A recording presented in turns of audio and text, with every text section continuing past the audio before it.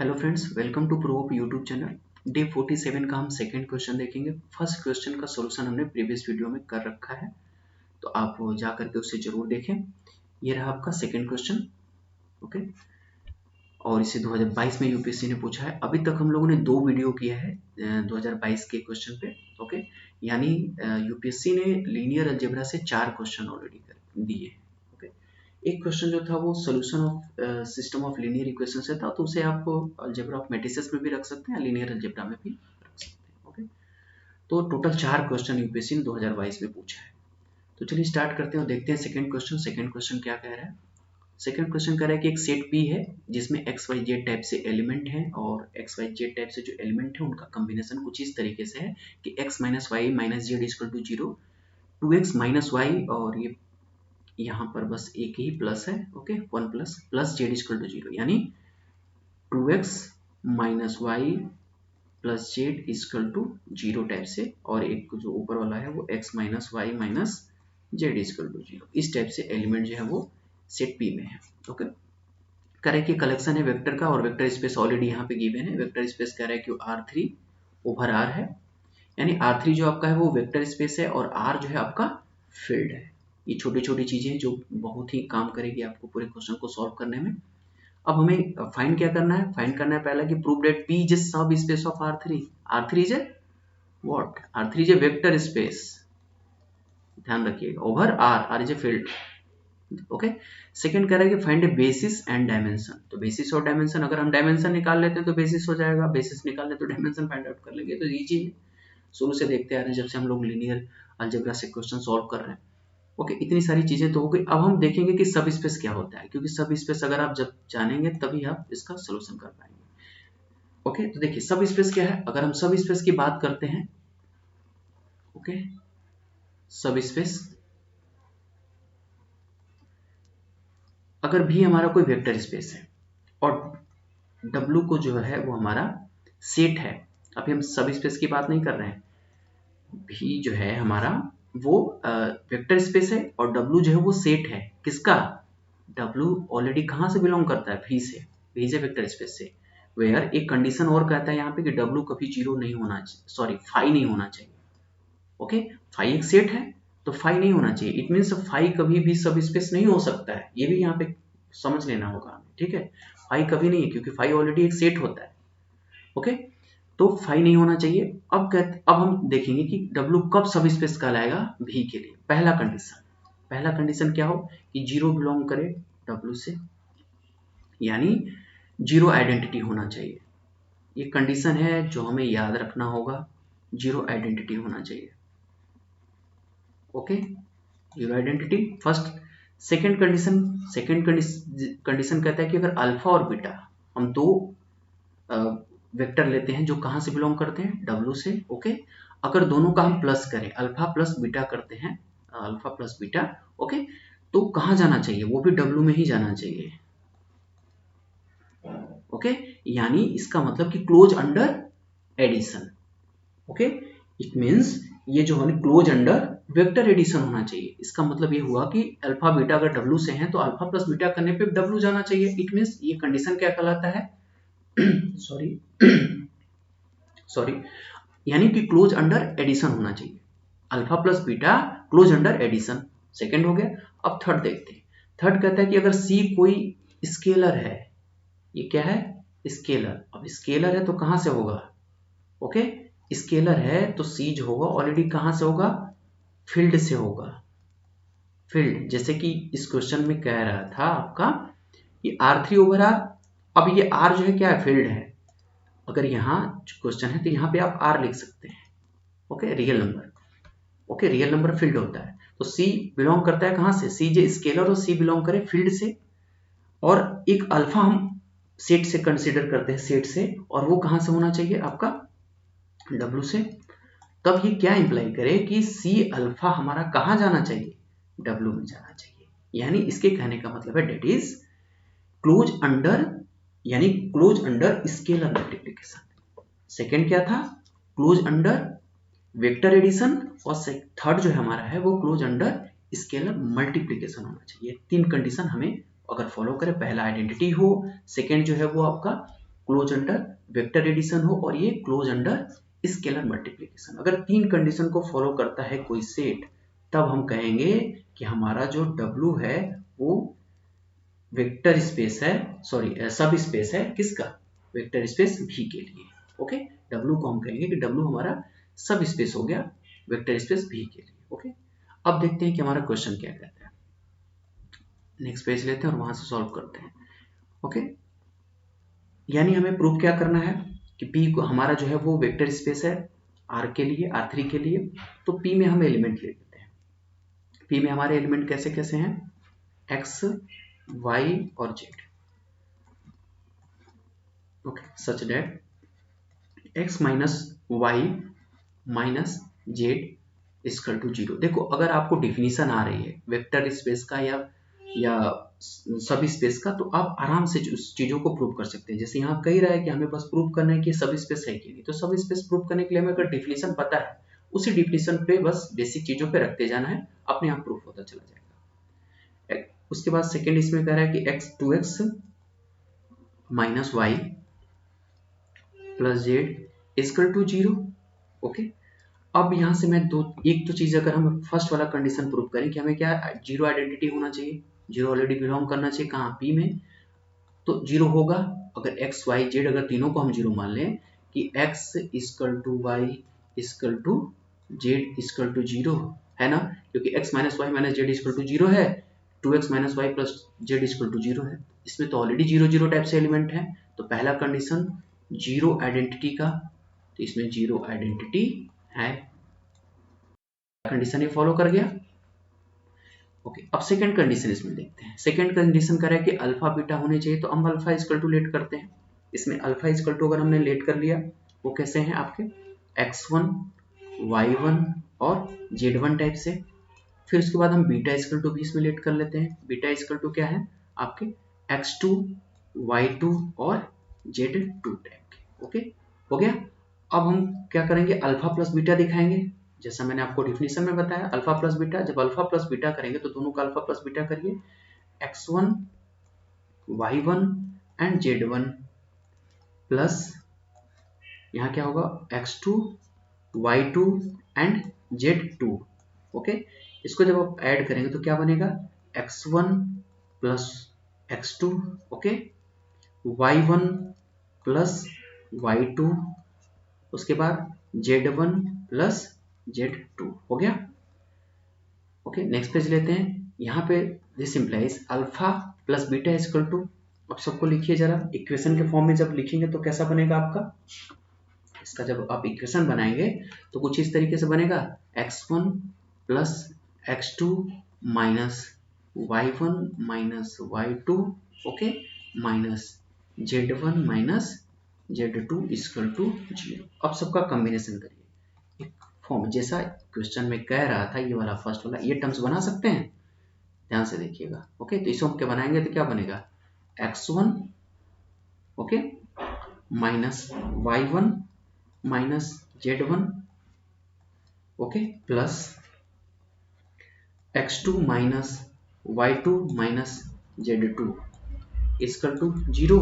अच्छा, ये टोटल 0 है, देखिए सेट ऐसा ही बन रहा ना, x minus Y minus Z equal to 0, और अल्फा का एलिमेंट अगर x1 y1 z1 माना है तो यहाँ पे लिख सकते हैं x1 minus y1 minus z1 equal to 0 होगा ना, वही मैं यूज कर रहा हूँ यहाँ पे। ये 0 हो जाएगा प्लस ये भी 0 होगा, तो ये क्या इम्प्लाई करेगा, टोटल 0, तो 0 ऑलरेडी कहाँ है, P में है। हो गया, सेकेंड कंडीशन प्रूव। कितना सिंपल है ना, एकदम कुछ करना नहीं, केवल बेसिक डिफिनेशन को ध्यान में रखिए, आराम से क्वेश्चन होता चला जाएगा। ओके, यानी 2022 में यूपीएससी ने कितने इजी क्वेश्चन पूछ रखा है ना। चलिए देखते हैं, अब थर्ड क्वेश्चन हम प्रूव करते हैं। थर्ड वाला मतलब प्रॉपर्टीज की थर्ड वाला प्रूव करते हैं। तो थर्ड प्रॉपर्टी कहता था कि सी हमारा एक स्केलर जो कि फील्ड से होना चाहिए, यानी फील्ड यहाँ पे क्या है आपका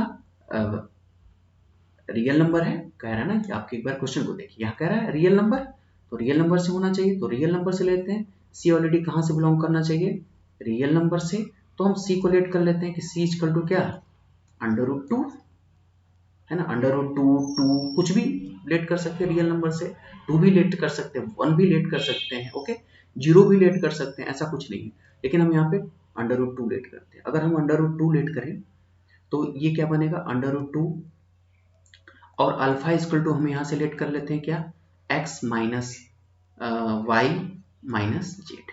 ओके, ये मैंने ले लिया अल्फा इक्वल टू, मैंने वहीं से एक एलिमेंट उठा लिया p से, x minus Y minus Z equal to मैंने p से ले लिया। ओके, इस टाइप से एलिमेंट, या फिर आप इसे ये ले सकते हैं, या फिर एक्स वाई जेड के फॉर्म में भी ले सकते हैं कि एक्स वाई जेड के टर्म्स में है।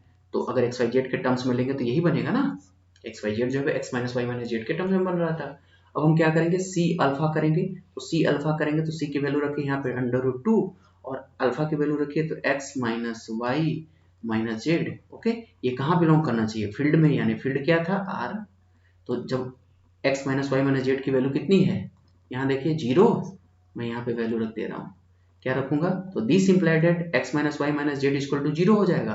तो √2 इंटू क्या हो जाएगा 0, और ये हो गया आपका इक्वल टू 0, और 0 ऑलरेडी कहाँ होगा, रियल नंबर में होगा, सॉरी ये रियल नंबर नहीं, ये कहाँ होना चाहिए, पी में होना चाहिए, रियल नंबर में नहीं बल्कि पी में होना चाहिए, सेट में होना चाहिए।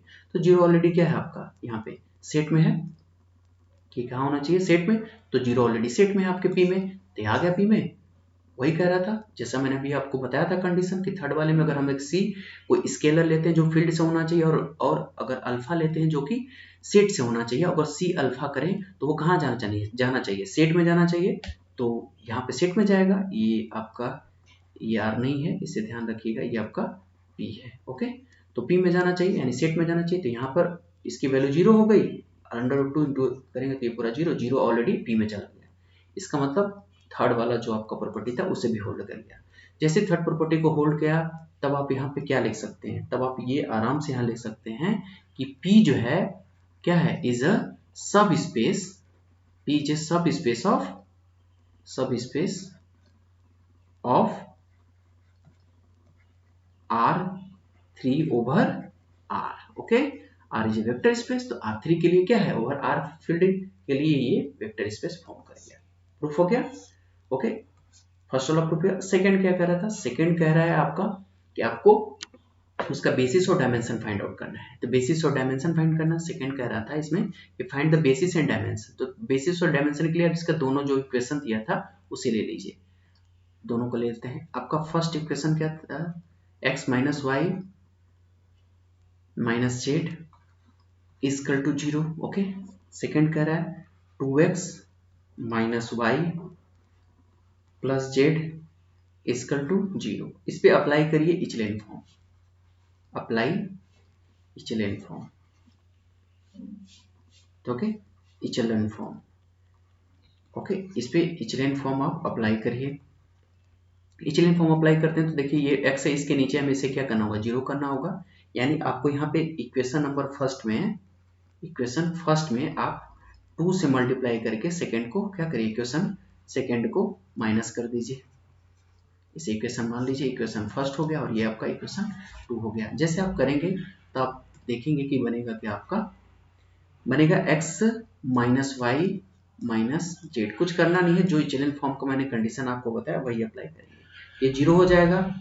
और जब ये कंडीशन अप्लाई करेंगे यहाँ पे फर्स्ट में 2 से मल्टीप्लाई करके इक्वेशन फर्स्ट में, सेकेंड वाले को माइनस कर देना है, तब आपका बनेगा 0 माइनस वाई और आपका बनेगा -4z इक्वल टू 0। ओके, ये बन गया।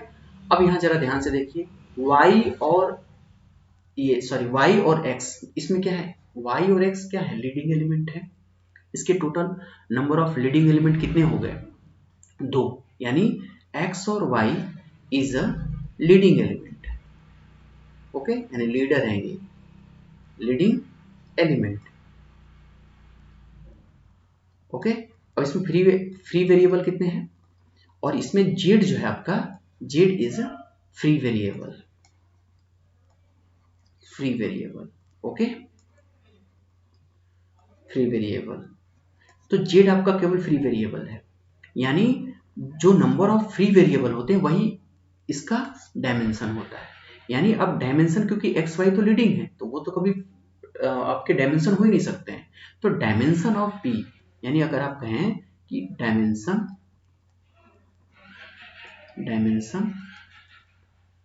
Dimension of p equal to क्या होगा, number of free variable, number of free variable, okay, free variable, okay. तो नंबर ऑफ फ्री वेरिएबल कितने हैं, एक है, केवल जेड फ्री वेरिएबल है, एक्स और वाई ऑलरेडी लीडर है, लीडिंग एलिमेंट है, तो एक हो गया। यानी डायमेंशन ऑफ पी कितना हो गया आपका, dimension of P equal to 1, okay. अगर dimension of P equal to 1 हो गया तो ये तो गारंटी दे दिया कि बेसिस जो होगा इस सेट का वो एक होगा। अब हम सेट का बेसिस निकालते हैं। देखिए, तो अब क्या करते हैं, हमारे पास जो इक्वेशन था, इक्वेशन नंबर ये फर्स्ट और सेकंड, इसी से हम निकालेंगे बेसिस। आप करिए क्या कि इक्वेशन फर्स्ट को ओके प्लस कर दीजिए, किससे, इक्वेशन सेकंड से। जब आप इक्वेशन फर्स्ट को इक्वेशन सेकंड से आप प्लस करेंगे दोनों को, तो प्लस करने पे आपको कुछ इस तरीके का फॉर्मेशन आएगा, 3x minus 2y equal to 0। आप करिएगा, ओके, सिंपल है, दोनों इक्वेशन को कर लीजिएगा। तो आपका y इक्वल टू बनेगा 3x/2। फिर आप इक्वेशन फर्स्ट को, जो इक्वेशन मैंने बताया, उसको माइनस कर दीजिए इक्वेशन सेकेंड से, ओके। जैसे आप माइनस करेंगे तो आपका कुछ इस तरीके से बनेगा, -x minus 2z equal to 0। This implied z equal to -x/2, okay. यानी z भी निकल गया और y निकल गया, x तो ऑलरेडी x ही रहेगा। यानी आपका जो p बना वो p इक्वल टू फॉर्मेशन जो बना वो इस तरीके से बना, x हो गया, y क्या था आपका, y की वैल्यू रखिए, तो वह हो गया आपका 3x/2, z की वैल्यू रख दीजिए -x/2, ये हो गया, ठीक है। For every x is a belong to real number, okay. यानी आपका जो बेसिस बनेगा, बेसिस p इक्वल टू बनेगा, उसमें x कॉमन ले लीजिए, बस x कॉमन जैसे ही आप लेंगे तो आपका बेसिस होगा 1 3/2 एंड -1/2, ये हो गया आपका बेसिस, ओके, हो गया बेसिस। यानी बेसिस में आपके एक ही एलिमेंट आया और वो हो गया आपका, यानी आप अगर अलग से इसे लिखना चाहें तो इस तरीके से लिख सकते हैं कि basis of p, okay, equal to बन गया 1 3/2 एंड -1/2, ओके, ये हो गया आपका बेसिस, ओके। सिंपल था। इस तरीके से हम लोगों ने 2013 से 2022 के बीच जितना भी यूपीएससी ने लीनियर अलजेब्रा से क्वेश्चन पूछ रखे थे सारे सॉल्व कर रखे हैं हम लोगों ने। अब हम लोग नेक्स्ट, है ना, जिस पे स्टार्ट करना होगा आप या तो कमेंट करके बता सकते हैं कि नेक्स्ट हम लोग किस टॉपिक का सोल्यूशन करें, ओके। नहीं तो फिर मैं अपने तरीके से उसे कराऊंगा ही, okay. Thank you for watching.